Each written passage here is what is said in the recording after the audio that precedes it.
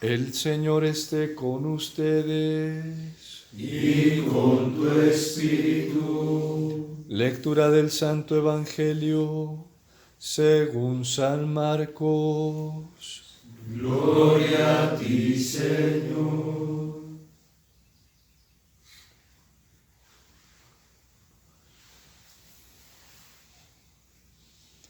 En aquel tiempo, como los discípulos de Juan y los fariseos estaban ayunando, vinieron unos y le preguntaron a Jesús: los discípulos de Juan y los discípulos de los fariseos ayunan, ¿por qué los tuyos no? Jesús les contestó: ¿es que pueden ayunar los amigos del esposo mientras el esposo está con ellos?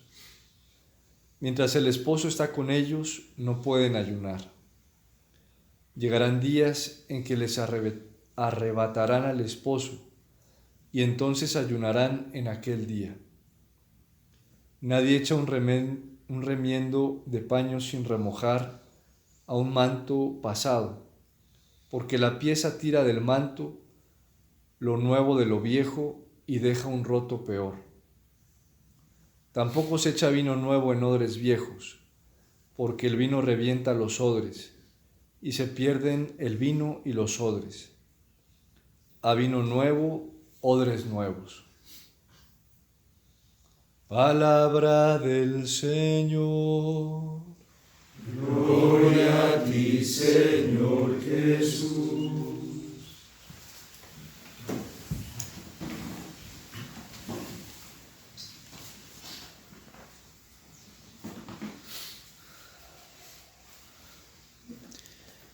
Hoy el Evangelio de San Marcos nos deja ver con muchísima claridad aquello en lo que la misma Iglesia nos ha insistido durante siglos acerca de la verdadera penitencia.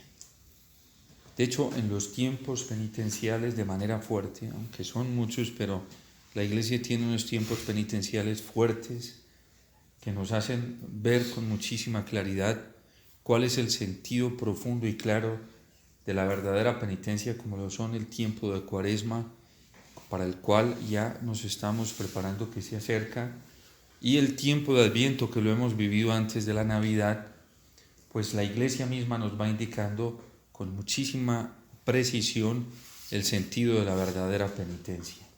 Y hoy el Evangelio de San Marcos, tomando la enseñanza del Señor que nos está orientando durante todos estos días, nos dice que nadie pone un remiendo nuevo en un manto, en una tela que todavía no ha sido lavada o que todavía no ha sido organizada o que no ha sido limpiada, porque si no, hace un desastre peor que el primero. El remiendo nuevo, el pedazo de tela nuevo que se va a poner al viejo, implica que ese hoyo, ese hueco que se va a remendar, se limpie correctamente, se corrija correctamente, se adecúe correctamente. Y por eso, pues esto lo saben con mucha claridad quienes, sobre todo las mamás o quienes se dedican a esto o van a coser un paño que ya está viejo. Lo primero que hacen es cortar alrededor, limpiar alrededor todo lo que está desgajado, que está podrido, que no sirve, ¿sí? Los hilos que ya están prácticamente deshechos, destruidos, hay que verificar que se limpien bien todos para poder remendar sobre la tela que está fuerte, que está buena. Es a lo que la Iglesia llama verdadera penitencia. Y esta verdadera penitencia, nos ha indicado el magisterio de la Iglesia, se compone de 3 cosas. En primer lugar, una correcta y verdadera conversión. Y la conversión es corregir el camino que llevo. Si iba caminando en dirección hacia la izquierda, convertirme significa que ya no camino hacia la izquierda, sino que doy el giro total y camino hacia la derecha. Yo no puedo dar un giro de 20, 30, 50 grados, doy el giro casi que total y comienzo a ubicarme hacia el otro lado, en contradicción hacia el lado en el que caminaba. Conversión. La conversión que nos pide el Señor es una conversión verdadera y radical.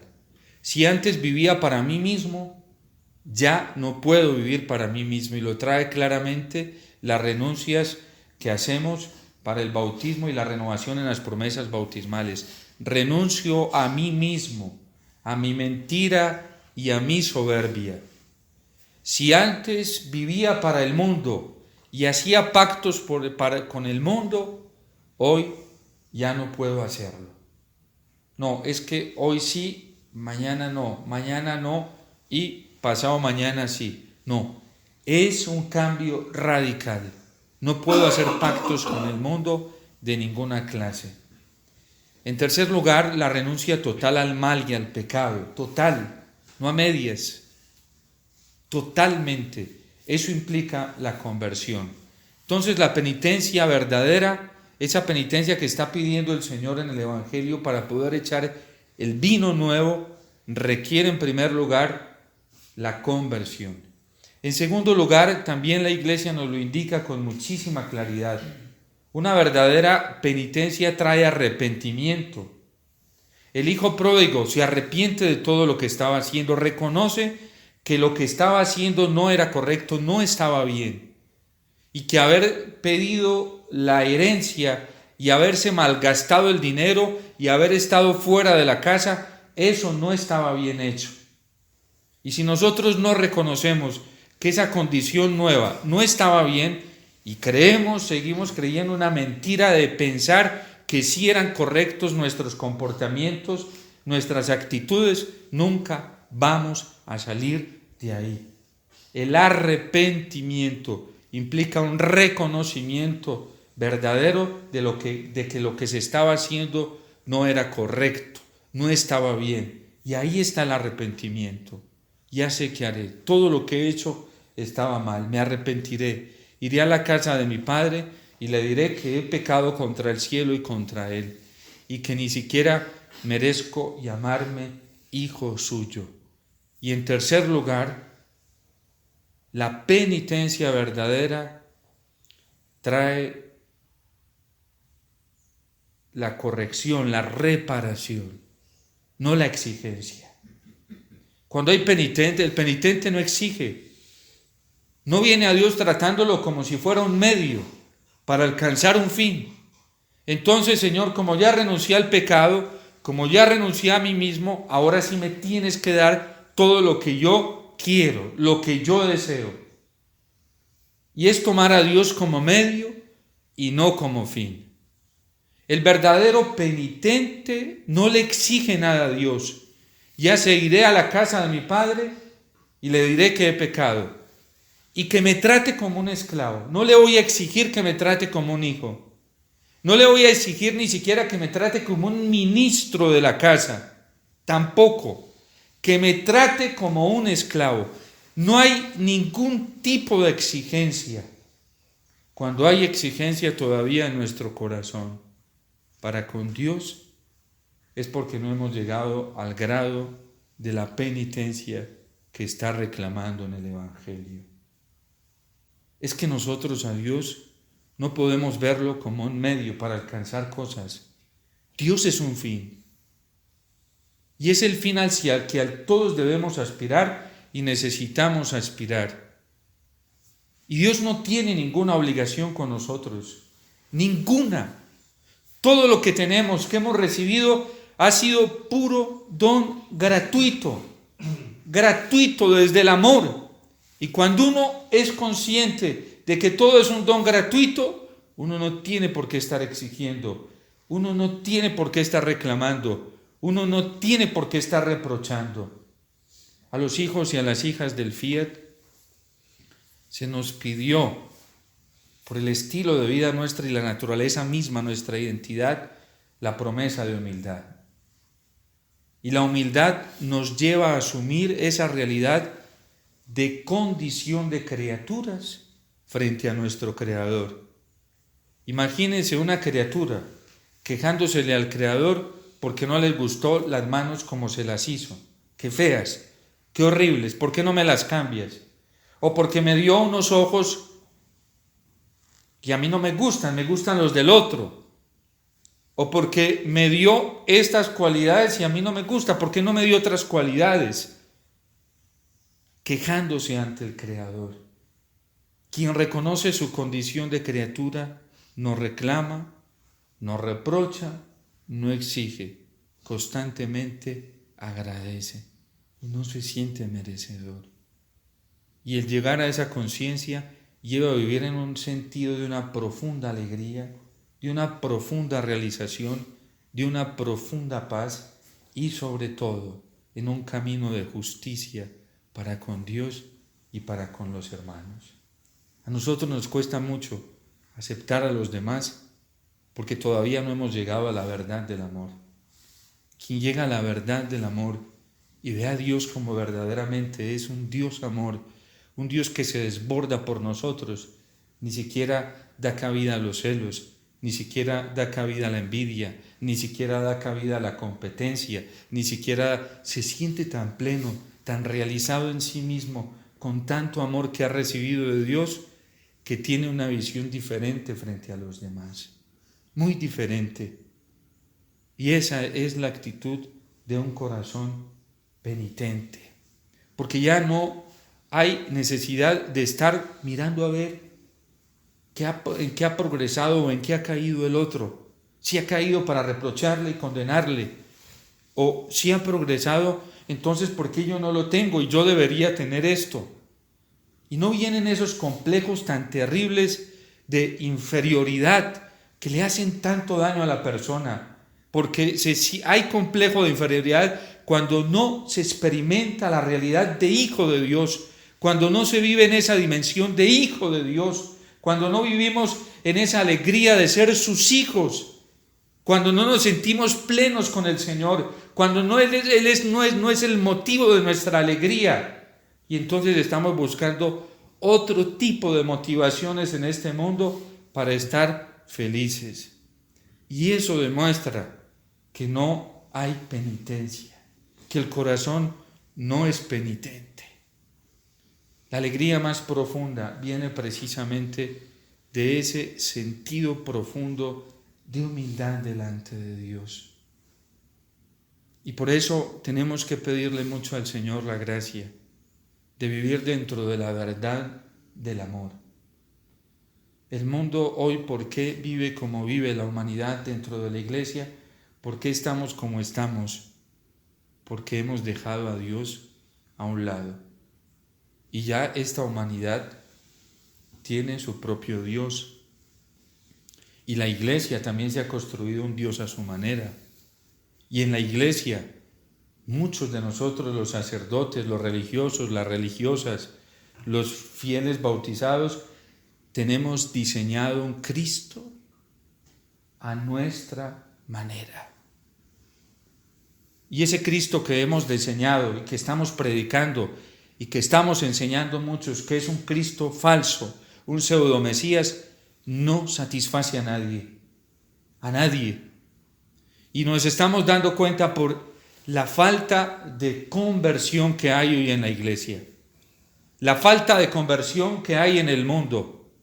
Modelos, por ejemplo, de vida fraterna y de vida comunitaria que empiezan emocionalmente muy bien y como una ilusión muy grande y se caen. ¿Por qué se caerán? Es que la vida fraterna sin penitencia, sin conversión, no sirve para nada. Es una caricatura de fraternidad, es una caricatura de vida comunitaria. ¿Y cuáles son los modelos hoy de vida comunitaria? Gente dándose la mano, riéndose, firmando pactos, firmando papeles, reuniones sociales, comidas sociales. A eso se ha reducido la fraternidad cristiana y a eso se le llama fraternidad, hacer amarillismo a través de las redes sociales, de caricaturas de vida fraterna que no son reales y no todo lo que brilla es oro.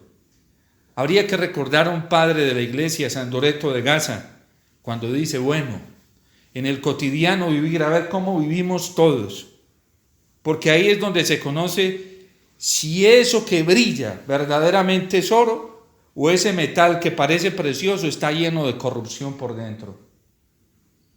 Es en el diario vivir. De hecho, la Iglesia, cuando va a canonizar a alguien para reconocer sus virtudes heroicas, lo mira durante muchísimo tiempo. Y no por las gracias especiales o extraordinarias o fantásticas. La Iglesia no se fija en los dones sobrenaturales. El Padre Pío no llegó a ser santo porque hubiera tenido muchísimas visiones, que tuvo muchísimas. El Padre Pío no llegó a ser santo por eso. El Padre Pío llegó a ser santo por reconocer a Dios como Dios y por reconocer que todo lo que vivía en su vida era un don gratuito del amor de Dios. El Padre Pío no fue santo porque recibió los estigmas. Al contrario, lo hicieron sufrir mucho y sufrió mucho con esto.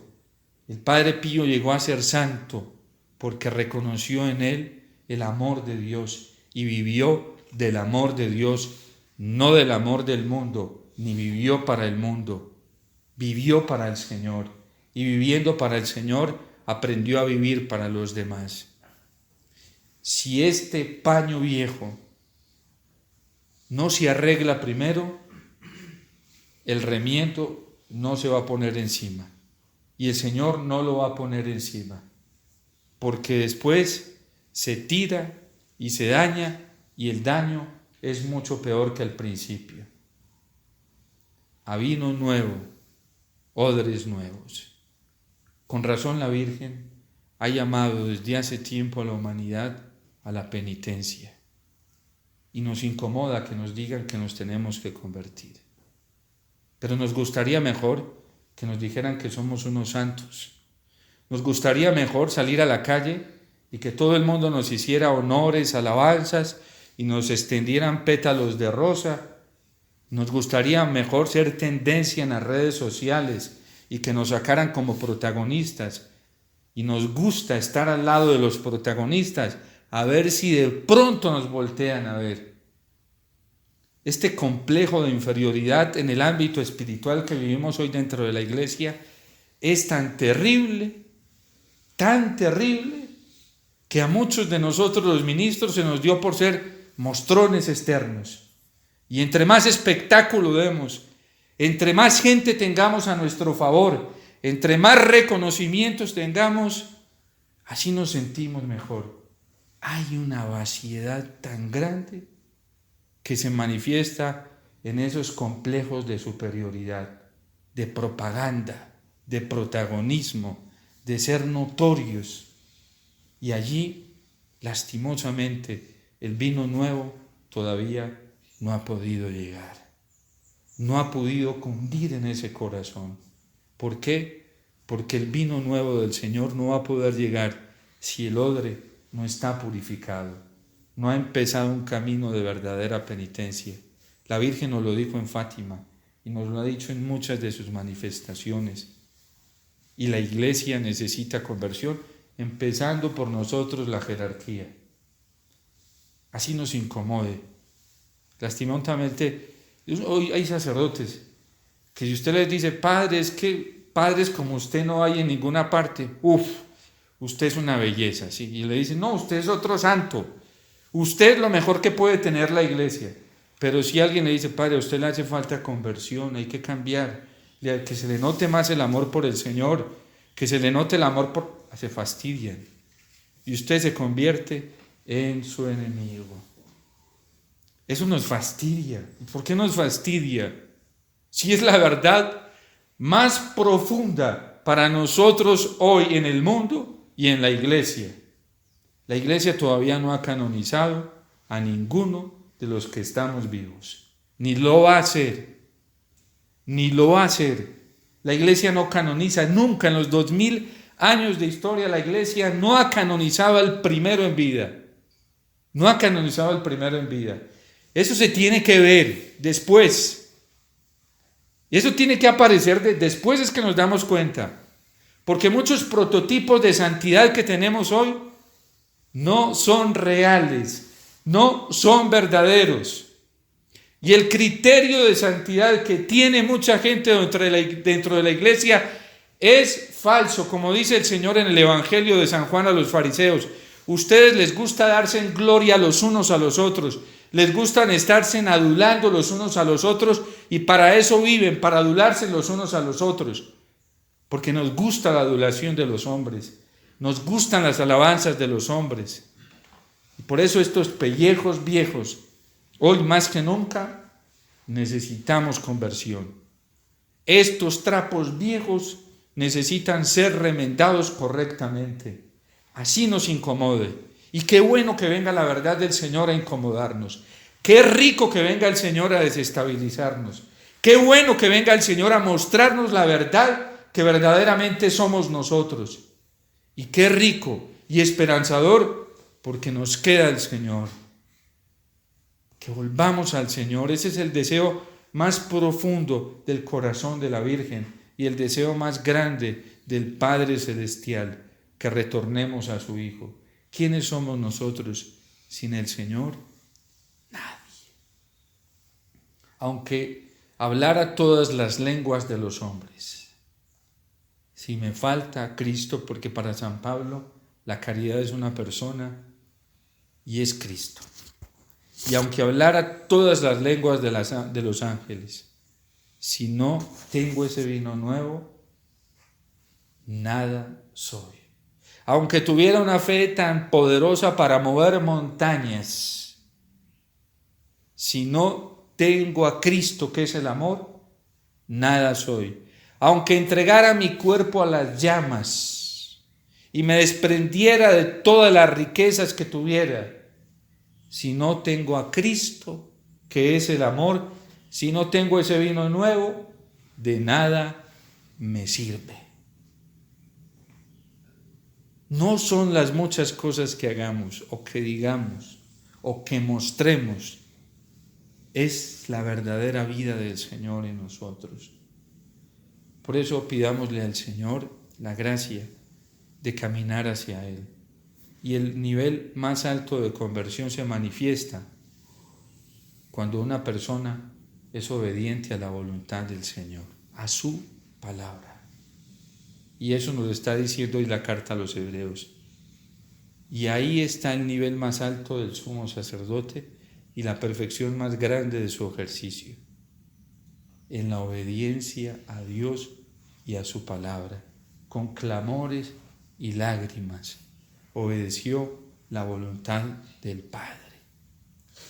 Hoy, cuando nos cuesta tanto obedecerle al Señor, estamos dentro de una iglesia que muchos de los miembros somos rebeldes a la voluntad de Dios y nos gusta reclamar obediencia en nombre de Dios, pero no para Dios, para nosotros mismos. Nos encanta hacerle promoción a la obediencia, pero no a los mandamientos, porque algunos dicen que eso es legalismo y que Dios no se fija en eso. Nos gusta hacerle promoción a la obediencia, ¿sí? Y utilizamos el nombre de Dios para eso, pero jamás para obedecer el Evangelio, para obedecer la palabra del Señor, para obedecer el testimonio de la iglesia en su magisterio. No, es que no tiene que ser así, Dios entiende, eso no es así. La misericordia de Dios es más grande y Dios no se detiene en esas cosas. Pues tanto se detiene que Cristo mismo asumió en su propia vida la obediencia a los mandamientos. Yo no vine a suprimir la ley y los profetas. Yo vine a darle cumplimiento. Y en verdad les digo que el cielo y la tierra pasarán, pero ni una palabra dicha por Dios pasará. Y hay de aquel que obra una coma, una tilde de la ley. Si algo hizo el Señor, fue asumir el cumplimiento de los mandamientos del Antiguo Testamento y de los profetas en su propia vida. En pocas palabras, fue un hombre coherente con la voluntad del Señor. Que el Señor nos dé la gracia de una penitencia verdadera, para que este vino nuevo del amor del Señor pueda cundir verdaderamente en nuestro corazón, en nuestra alma, y seamos los auténticos portadores del amor de Dios, de su luz para este mundo, de su palabra para este mundo. Dios te salve María, llena eres de gracia, el Señor es contigo. Bendita tú eres entre todas las mujeres, y bendito es el fruto de tu vientre, Jesús. Santa María, Madre de Dios, ruega por nosotros pecadores, ahora y en la hora de nuestra muerte. Amén.